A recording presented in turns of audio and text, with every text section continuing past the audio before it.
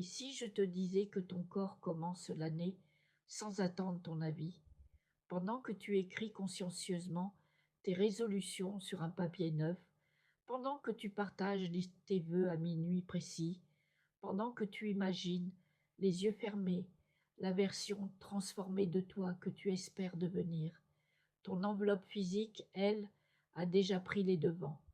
Silencieusement, elle tisse la trame énergétique des 12 mois à venir. Elle envoie un signal au monde, un signal bien plus ancien et plus viscéral que tous tes mots. Cette intuition n'est pas une simple idée New Age.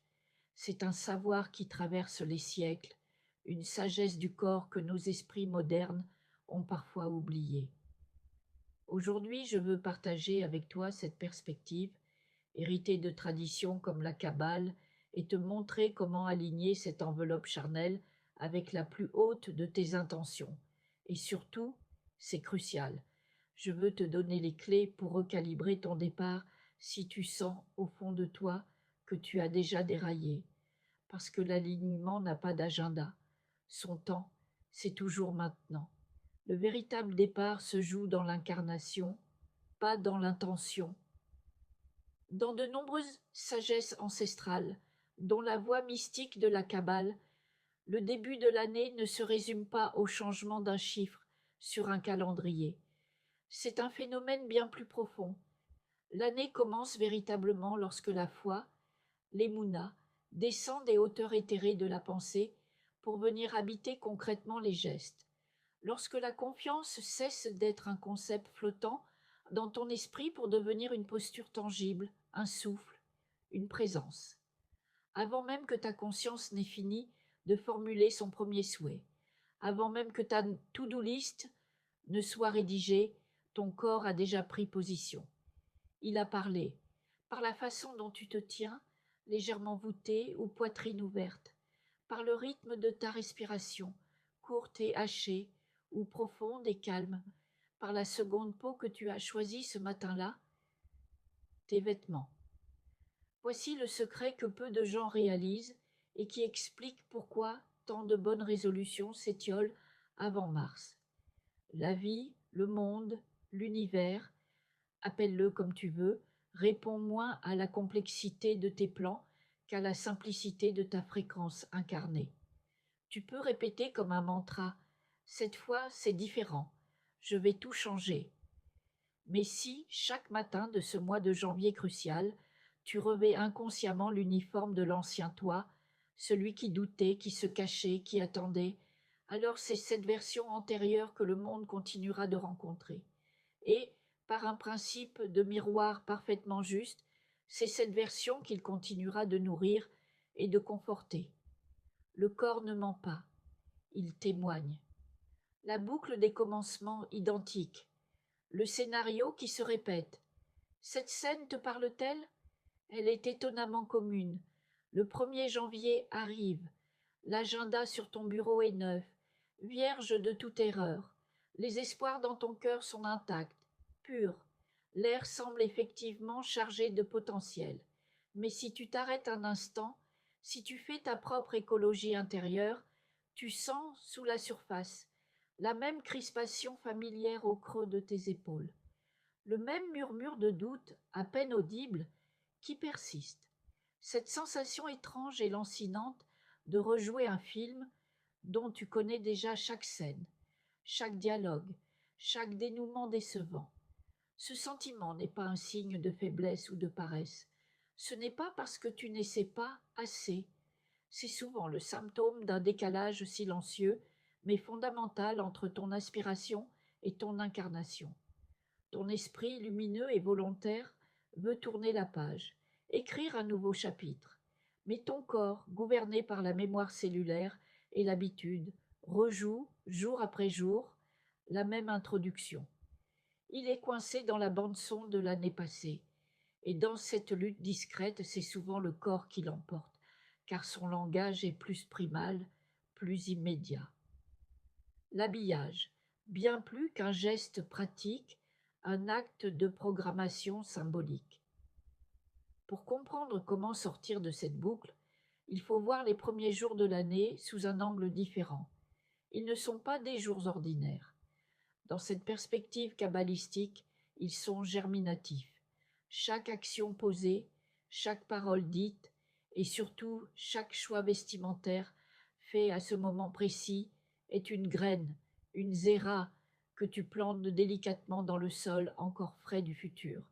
Quand tu choisis une tenue au matin du 2 janvier, tu ne fais pas qu'un choix esthétique ou pratique. Tu ne fais pas que suivre une mode. Tu paramètres, consciemment ou non, la tonalité fondamentale de ta présence au monde. Tu ajustes le diapason de ton être. C'est ce que la Kabbale nomme forger son cli, son récipient. La grande question est, pour quelle énergie ce récipient est-il conçu? Est-il forgé pour accueillir et contenir, ou pour se fermer et protéger?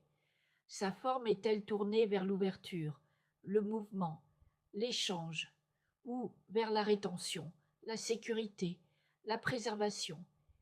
La réponse, souvent, ne se trouve pas dans une analyse intellectuelle, mais se niche dans le langage silencieux du code couleur. Les teintes que nous portons sont les notes de musique de cette fréquence. Archétype 1. L'ombre confortable, le noir absolu. Prenons le noir. C'est une couleur refuge, une frontière élégante, tracée entre soi et le monde. C'est une armure de sophistication, un silence visuel. Personne ne peut nier sa puissance. Mais lorsque tu le choisis comme couleur dominante en ouverture d'un cycle, son message subliminal, son chant profond, peut être le suivant. Pour l'instant, je choisis le retrait. Je garde une distance de sécurité. Je me préserve des flux extérieurs. Je suis encore dans un processus d'intégration de ce qui s'est terminé. Ce n'est pas négatif en soi, si c'est un choix conscient pour un temps de deuil ou de transition intense. Mais en janvier, ce peut être un frein au décollage. Je me souviens de Thomas, un artiste et créateur d'une sensibilité rare, presque fragile. Il se présentait toujours vêtu de noir des pieds à la tête, un bouclier esthétique contre un monde qu'il percevait comme trop bruyant, trop brutal. Je me sens en décalage permanent, invisible dans ma propre vie, me confia-t-il un jour. Un matin de janvier suivant, poussé par une intuition, il osa une simple chemise couleur terre cuite, une teinte chaude, presque organique. Rien de spectaculaire, pas une révolution. Mais cette couleur, moins tournée vers l'introspection absolue et un peu plus tournée vers le monde, modifia subtilement sa posture, sa manière de se tenir dans une pièce, de serrer une main, de sourire. Les projets ne changèrent pas du jour au lendemain. Ce fut d'abord son regard sur les opportunités qui changea. Il les vit là où il ne les voyait pas avant. Et alors, comme par un effet miroir, ces opportunités trouvèrent enfin, face à lui, un visage accueillant, ouvert, pour se présenter. Le noir avait protégé sa vulnérabilité, mais il avait aussi masqué sa lumière. RC chez type 2. Le brouillard statique, le gris systématique. Ensuite, il y a le gris. Il se veut universel, passe-partout, professionnel. Il évoque la neutralité, l'objectivité, mais dans le langage symbolique de l'âme et de l'inconscient, la neutralité n'existe pas. Chaque choix émet une vibration. Le gris, lorsqu'il devient la norme, peut signifier « je ne m'engage pas pleinement, j'attends que les circonstances, que les autres, que la vie se décide pour moi ». Je reste volontairement dans le flou, car le flou n'engage à rien.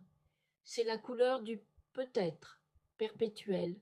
Prenons l'exemple d'Élodie, une consultante talentueuse et pointue. Son quotidien professionnel, et même personnel, se déroulait dans une palette de gris, du clair au anthracite. C'était classe, discret, irréprochable, mais c'était aussi indéfinissable, sans signature. Sa carrière était une longue ligne plate de assez bien, jalonnée de c'est correct, mais jamais ponctuée par le oui, c'est ça, d'un alignement total. Quand elle prit conscience, au détour d'un atelier que son vestiaire reflétait de façon troublante sa peur intime de prendre un parti clair et assumé. Peur de déplaire, peur de se tromper, elle décida d'un acte symbolique simple. Elle introduisit dans ses tenues de travail un accent de bleu, saphir. Pour elle, cette couleur signifiait parole tenue, clarté, intégrité. L'univers, bien sûr, n'a pas magiquement déposé des contrats dorés sur son bureau le lendemain. Mais c'est elle qui a changé, elle qui a commencé à honorer des promesses, à commencer par la plus fondamentale, celle qu'elle se faisait à elle-même d'incarner la clarté qu'elle souhaitait voir dans sa vie. Le gris était la couleur de l'attente, le bleu devint celle du passage à l'acte. Archétype 3. L'ancrage dans l'historique, les tons terre opaques, viennent ensuite les couleurs terre, le marron foncé, le beige profond, le kaki terne. Elvire parle de racines, de stabilité, de solide, de concret. Ce sont des qualités immensément précieuses, le fondement de toute construction. Mais en phase de décollage, en ce moment où l'on cherche à quitter l'orbite de l'ancien pour entrer dans la trajectoire du nouveau, elles peuvent émettre un message ambigu. Je préfère Bosomlaen.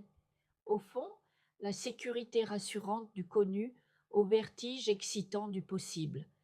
Mon énergie et mon regard sont tournés vers le sol que je connais, pas vers l'horizon que je ne distingue pas encore.